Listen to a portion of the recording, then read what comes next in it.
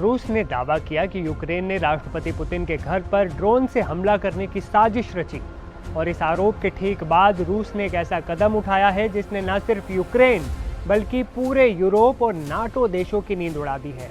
रूस के रक्षा मंत्रालय ने आधिकारिक तौर पर इसकी पुष्टि कर दी है कि उनकी सबसे घातक और नई मिसाइल प्रणाली ओरेशनिक अब एक्टिव सर्विस में आ चुकी है। इतना ही नहीं, इसे रूस की सीमा से बाहर बेलारूस में तैनात कर दिया गया है।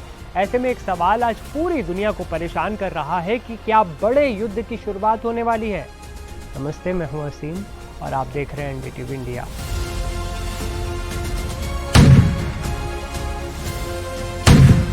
दोस्तों, अब जब रूस ने जानकारी दी है कि उसने अपनी नई मिसाइल प्रणाली ओरेशनिक को एक्टिव मोड में तैनात कर दिया है, तो ऐसे में सवाल उठता है कि आखिर ये ओरेशनिक है क्या और इसे लेकर इतना डर क्यों है।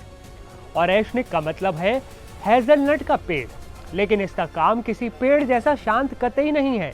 ये एक इंटरमीडिएट रेंज बैलिस्टिक मिसाइल यानी मध्यम दूरी की मारक क्षमता वाली मिसाइल है। इसकी सबसे डरावनी बात है इसकी रफ्तार। राष्ट्रपति व्लादिमीर पुतिन का दावा है कि ये मिसाइल मैक 10 की स्पीड से यानी आवाज की रफ्तार से 10 गुना तेजी से अपने टारगेट पर गिरती है। इसका मतलब यह है कि दुनिया का कोई भी मौजूदा एयर डिफेंस सिस्टम इसे बीच रास्ते में नहीं रोक सकता। इसे बीच रास्ते में रोकना बिल्कुल नामुमकिन है और यही इसे सबसे घातक बनाता है। एक और महत्वपूर्ण बात जो आपको जाननी चाहिए वो ये है कि ओरेशनिक मिसाइल परमाणु और पारंपरिक दोनों तरह के हथियार ले जाने में सक्षम है। सबसे बड़ा खतरा यह है कि जब यह मिसाइल हवा में होती है तो टारगेट से टकराने से पहले यह पता लगाना नामुमकिन है कि इसके अंदर सामान्य विस्फोटक है या फिर परमाणु बम भरा है। 1980 के दशक की एक संधि के तहत ऐसी मिसाइलों पर प्रतिबंध था, लेकिन 2019 में अमेरिका और रूस दोनों उस संधि से बाहर हो गए थे। आज उसी का नतीजा है कि ओरेशनिक जैसी मिसाइलें पूरे यूरोप की दहलीज पर खड़ी हैं। अब एक सवाल ये भी है कि रूस ने इसे बेलारूस में ही क्यों तैनात किया। इसके पीछे की क्रोनोलॉजी को समझिए।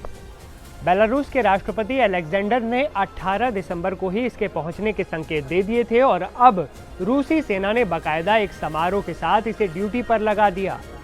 बेलारूस की लोकेशन रूस के लिए सामरिक रूप से बहुत महत्वपूर्ण है, क्योंकि यहाँ से यूरोप के बड़े शहर और नाटो के ठिकाने बेहद करीब आ जाते हैं।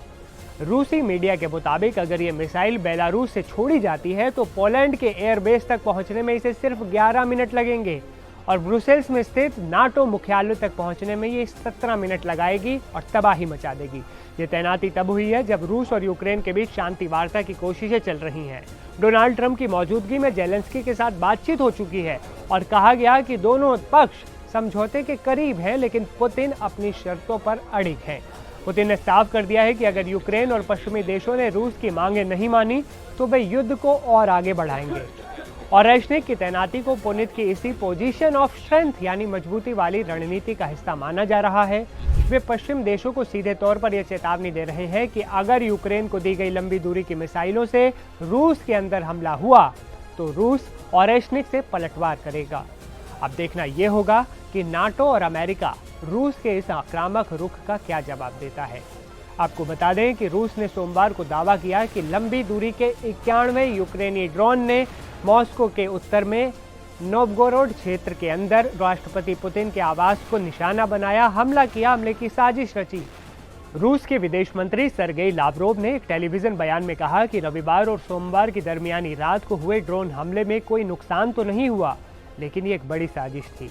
ड्रोन को मार गिराया गया। हालांकि उन्होंने चेतावनी दी है कि रूस के पास ये अधिकार है कि उचित समय पर अब वो जवाबी कार्रवाई करे। लावरोव ने यूक्रेनी हमलों को कीव और उसके सहयोगियों की तरफ से शांति वार्ता को विफल करने का एक प्रयास बताया, कोशिश बताया। दोस्त पुतिन के घर पर हमला हुआ खबर आई तो भारत के प्रधानमंत्री नरेंद्र मोदी भी चुप कैसे बैठ सकते थे। जैसे ही रूस की तरफ से राष्ट्रपति पुतिन के घर पर हमले की खबर आई, वैसे ही पीएम मोदी भी तुरंत एक्टिव हो गए। पीएम नरेंद्र मोदी ने रूस के राष्ट्रपति व्लादिमीर पुतिन के आवास को निशाना बनाए जाने की खबरों पर मंगलवार को गहरी चिंता जताई और रूस और यूक्रेन से शत्रुता समाप्त करके कूटनीतिक प्रयासों पर ध्यान केंद्रित करने का आह्वान किया, अपील की। पीएम मोदी ने सोशल मीडिया प्लेटफॉर्म एक्स पर लिखा, रूसी संघ के राष्ट्रपति के आवास को निशाना बनाए जाने की खबरें बहुत चिंताजनक है। दोस्तों, अब आप हमें बताइए, आपको क्या लगता है, क्या वाकई रूस के राष्ट्रपति के घर पर हमला हुआ था? और अगर हमला हुआ है तो उन्होंने जो परमाणु मिसाइल तैनात की है बेलारूस में, क्या उन्होंने ठीक किया है? आपकी क्या राय है इस खबर पर? कमेंट में ज़रूर बताइएगा। मिलते हैं अगले वीडियो में, तब तक के लिए अपना बहुत ध्यान रखिए।